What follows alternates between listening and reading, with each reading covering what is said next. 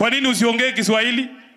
Mheshimiwa Walo, na wewe PS, resist the urge from the public to make you local leaders. You are not a leader of Nyanza. You are a PS or internal security for the whole country.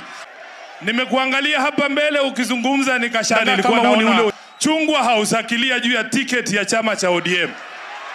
Sikutambui tena ndugu yangu, wewe umekuwa mtu tofauti sana. Najua hujasoma, ndio maana unasema hivi vitu. Na viongozi walioko kwa serikali wajue kwamba ukiwa kiongozi wa kitaifa, wewe ni kiongozi wa kitaifa. Ukiwa naibu wa rais na kila wakati unazungumza lazima nikuwe na demu yangu Mkikuyu aniambie ile kitu unasema, wewe ni rais kweli?